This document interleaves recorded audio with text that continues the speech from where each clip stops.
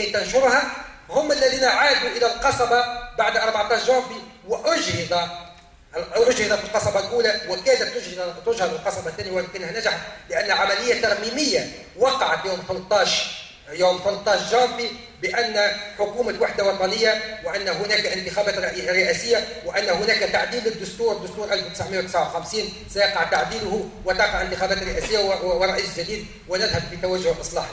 يوم 25 فيفري الذين جاءوا من منزل بوزيان على قدميهم، وجاءوا من رقاب على قدميهم، وجاءوا من سيدي بوزيد على قدميهم، ومن تالا ومن كسر ومن غيرها، جاءوا على قدميهم وكمموا أفواههم، قالوا لن نتحدث.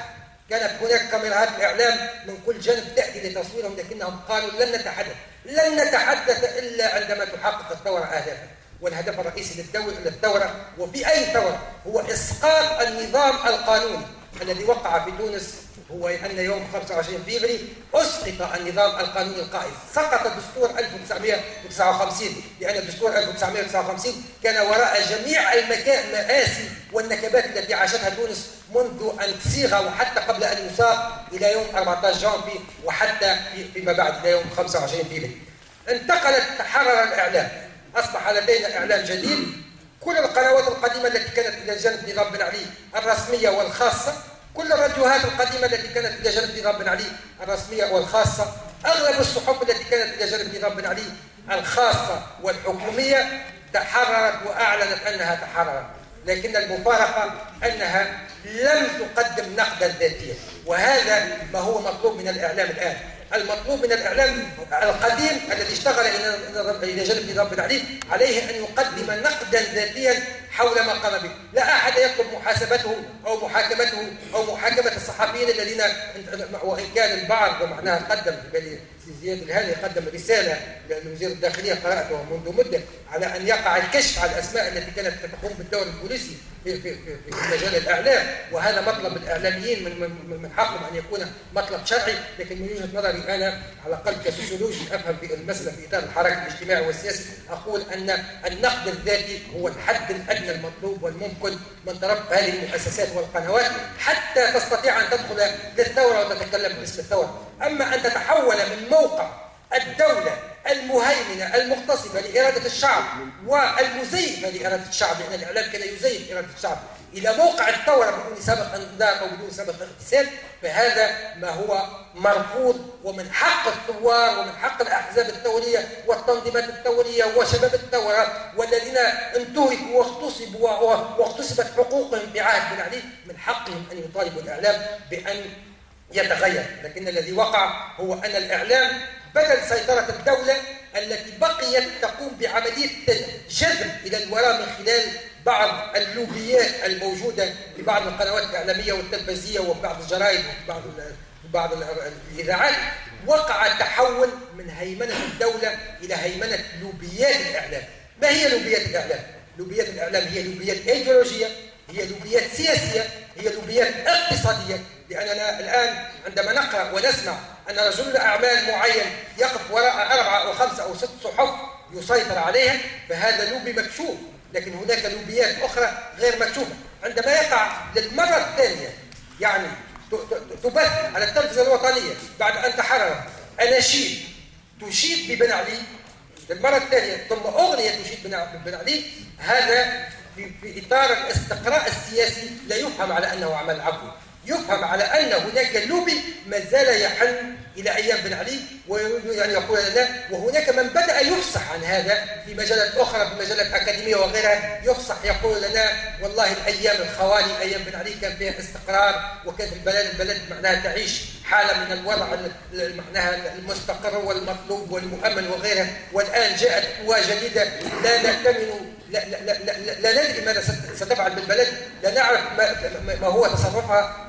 هناك اختلافات ايديولوجيه عميقه معه. هناك من بدأ يحن ولا يهمس فقط بحنينه إلى فترة بن علي، وإنما أصبح يصرح بالتصريح وليس بالتلميح، وهذا يعني خطير جدا. هذه هي اللوبيات الدستورية القديمة التي كانت موجودة في مؤسسات الدولة وفي المؤسسات الإعلامية، وهذه هي اللوبيات الإعلامية، وهذه هي اللوبيات الأكاديمية. الآن تجاذبت الموقف، لأن هناك مؤسسات كانت تابعة لمنظومة الفساد الإعلامي للطرابلسية وآل بن علي.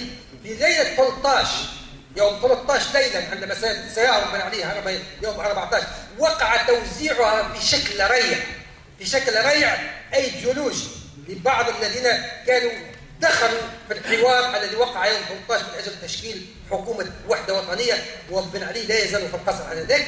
هم الذين استولوا على كثير من المؤسسات وشكلوا. وعلى فكره الهيئه الوطنيه للاعلام بقطع النظر على المشاكل التي تعانيها والهيئه المستقله، وهي تشكلت من رحم مؤسسه اخرى التي هي هيئه تحقيق اهداف الثوره. وهيئه تحقيق اهداف الثوره بقطع النظر عن تقييم هذه التجربه التي يمكن ان نقيمه في منابر خاصه بهذه المساله، ولكنها هي التي وضعت الهيئه المستقله للانتخابات، وهي التي وضعت هيئه الاشراف على الاعلام. بالنسبه للهيئه المستقله للانتخابات جيء اناس من قطاعات، ثم كوربوراسيون تمثيليه قطاعيه وقعت مثلا من عدول التنفيذ وعدول الاشهاد ومن المحامين والقضاة وغيره، ولكن هناك تمثيليه جاءت من داخل هيئه تحقيق هدف الثوره. وهيئه تحقيق هدف الثوره نحن الان في تونس عندنا 119 حزب. في ذلك الوقت عندما تشكلت كان هناك اكثر من 60 حزب. الممثلين في هذه الهيئه هم تقريبا 12 حزب فقط موجودين في الهيئه. الشخصيات الوطنيه التي وقع اختيارها كان لها لون اغلبي.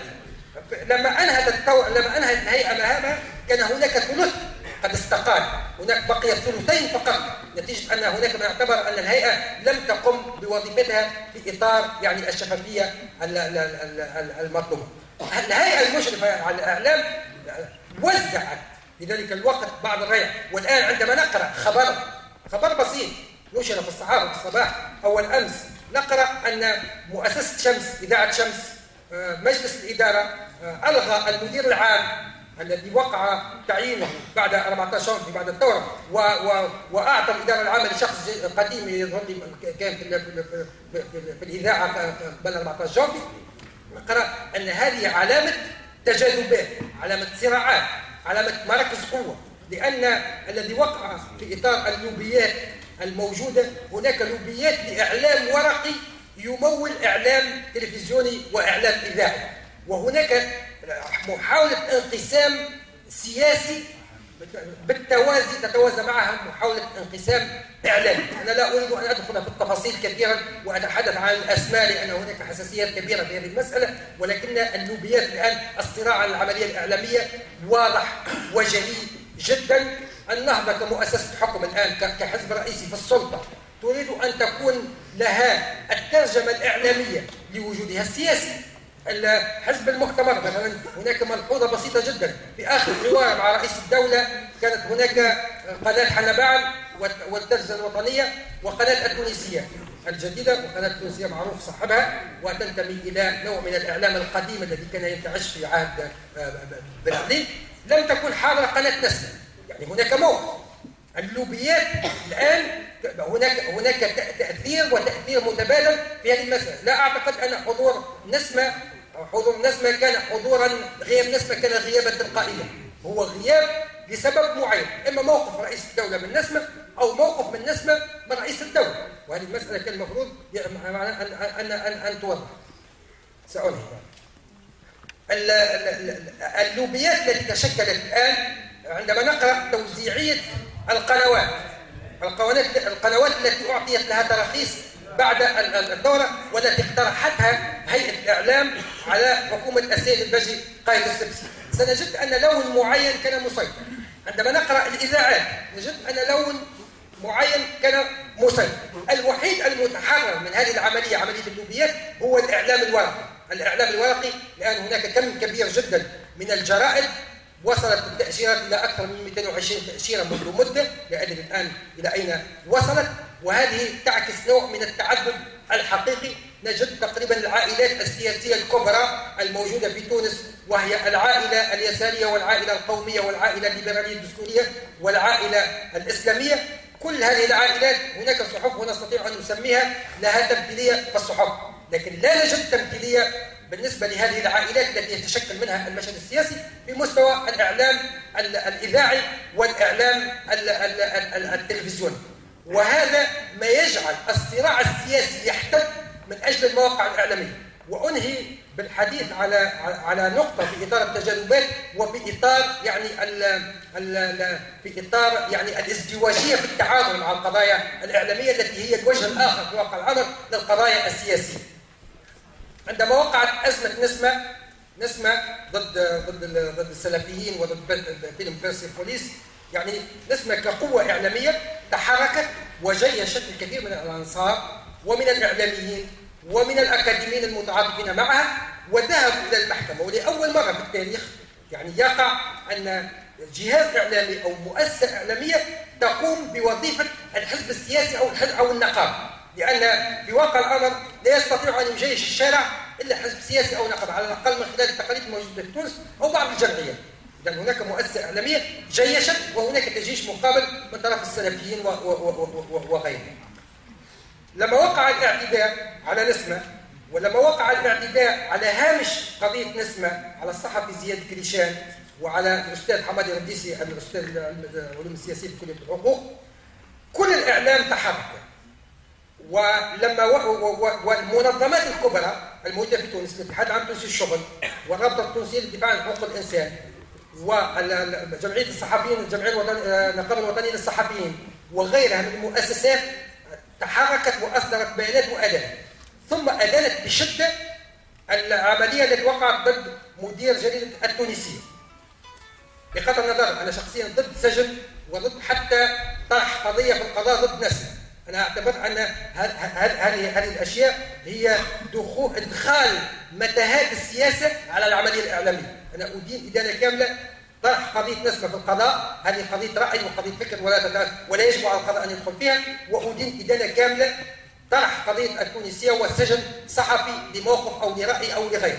هناك أساليب ووسائل أخرى أكثر ديمقراطية وأكثر يعني شفافية يمكن التعامل معها في التعامل مع مثل هذه القضايا، خاصة في مجتمع يعيش حالة انتقال ديمقراطي. بينما لا أريد أن أتحدث عن نفسي، ولكن هناك تعتبر تجربة إعلامية فيما يتعلق باستدعائي إلى قناة الوطنية الثانية من أجل المشاركة في برنامج يحضر فيه السيد الوزير الأول السابق السيد باجي قايد السبسي، ولقد رفض رفضا باتا أن أكون من بين الموجودين. وبالقدر الذي وقعت فيه حملة تعاطف شعبي ضد عملية الإقصاء، بقطع النظر على أني أنا كنت ضحيتها أو يكون ضحيتها أو أي شخص آخر أكاديمي أو إعلامي أو سياسي أو غيره أو حتى مواطن عادي، بقطع النظر على ذلك الذي تم هو ضربة قوية جدا لحرية الإعلام، لأن هناك تدخل في شؤون الإدارة العامة للتلفزيون الوطنية، وهناك دفع للمؤسسة الإعلامية التي تمثلنا والتي ندفع لها الضرائب من عرق جبيننا. هذه المؤسسة دخلت في أتون الكذب السياسي والكذب الإعلامي.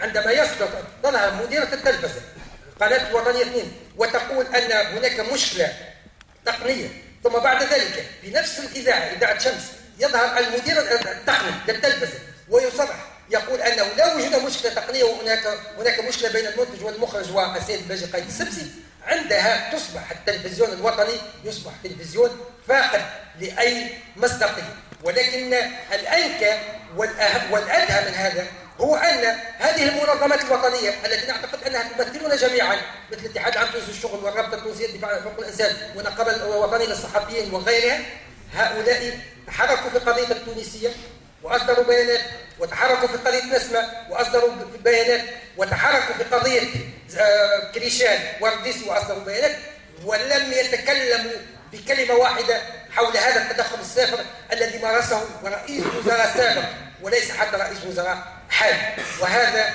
يطرح على العملية الإعلامية في تونس سؤال كبير: هل يمكن أن نقول أن العملية الإعلامية في تونس قد تحررت كما تحرر هذا البلد من الاستبداد السياسي أم أن العملية الإعلامية